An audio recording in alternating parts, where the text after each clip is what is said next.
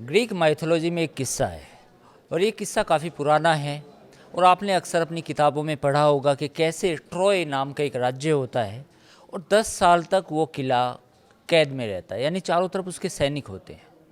फिर एक दिन एक तरकीब आती है और तरकीब ये होती है कि एक खिलौना बनाया जाता है लकड़ी का, जिसके ज़रिए उसके अंदर सैनिक छुपे होते हैं और फिर ट्रॉय का जो सीज़ है वो ख़त्म हो जाता है। ये ये कहानी आपने अपनी किताबों में अक्सर पढ़ी होगी, लेकिन ऐसा ही कुछ हुआ है यूक्रेन में। यूक्रेन में 1 जून 2025 को यूक्रेन ने ऑपरेशन स्पाइडर वेब किया। ये स्पाइडर वेब उसी ग्रीक माइथोलॉजी से लिया गया था, जिसमें बताया गया था कि कैसे देश में छुप के अटैक किया जा सकता है।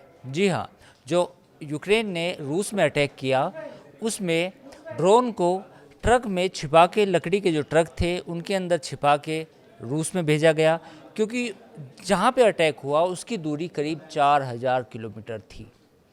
तो इतनी बड़ी दूरी ड्रोन के लिए तय करना आसान नहीं था। साथ ही रूस के बॉर्डर पर एयर डिफेंस सिस्टम इतने मजबूत हैं कि कोई ड्रोन अंदर रूस के दाखिल नहीं हो सकता। तो यूक्रेन ने पिछले 18 महीनों तक एक प्लान बनाई। 18 महीने पहले प्लान तैयार किया गया। इस प्लान में एक खास तरह के ट्रक तैयार किए गए जिन पर रशियन नंबर की प्लेट थी। इन ट्रकों को रूस के अंदर दाखिल कराया गया और अंदर जो थे उनके ड्रोन रखे गए थे। ये ड्रोन रिमोट से चल सकते थे। इनके ऑपरेटर भी रूस के अंदर पहुंचे।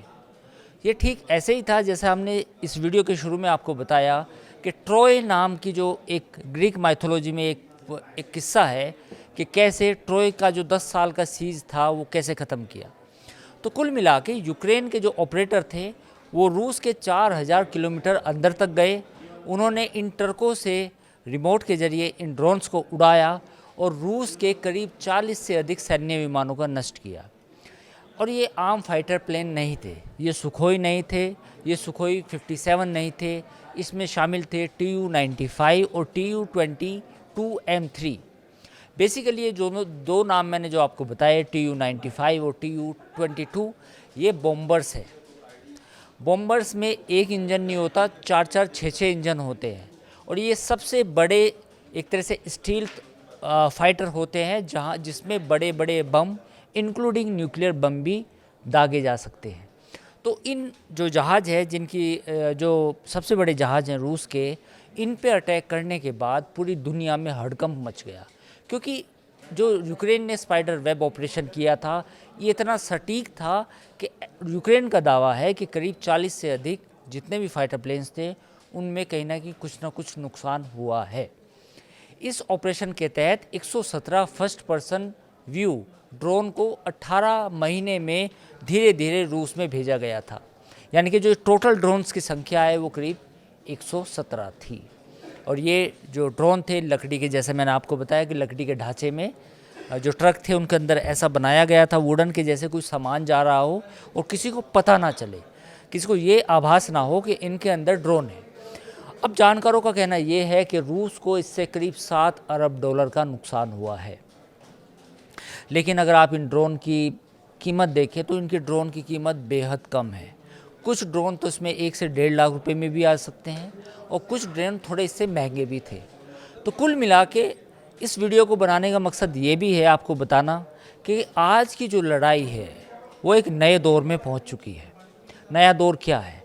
नया दौर ड्रोन है, क्योंकि आपने देखा होगा भारत और पाकिस्तान के बीच में जो मौजूदा जंग हुई वो 2.5 या 3 दिनों की, उसमें ड्रोन की बड़ी भूमिका थी।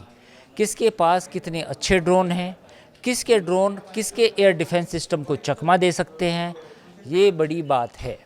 आपको ये भी समझना होगा, आपने अपनी स्कूल की किताबों में ये भी पढ़ा होगा कि कैसे अगर हाथी की सूंड में एक चींटी घुस जाए तो वो उसे परेशान कर देती है। ये ठीक ऐसे ही है। 10,000 करोड़ या 15,000 करोड़ के या 4,000 करोड़ के बड़े फाइटर प्लेन्स को एक ड्रोन भी तबाह कर सकता है। यूक्रेन के इस हमले के बाद रूस का कड़ा जवाब आना था।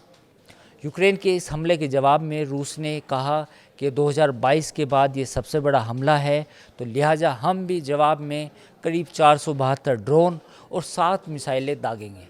और उसने ऐसा किया भी। रूस ने दावा किया कि उसके इस हमले में 12 यूक्रेनी सैनिकों की मौत हुई है, 60 से लोग ज़्यादा घायल हुए हैं। तो कुल मिला के ये जो आज का दौर है, आज की जो लड़ाई है, उसका पूरा स्वरूप बदल चुका है। यूक्रेन की इस बड़े हमले के बाद यानी 2022 के बाद यूक्रेन का ये सबसे सटीक, सबसे बड़ा हमला था।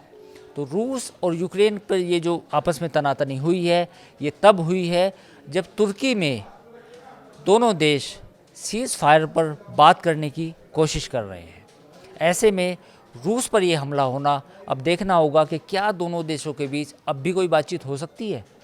इस वीडियो में फ़िलहाल इतना ही। आप हमारे चैनल को लाइक, शेयर, सब्सक्राइब करना ना भूलें।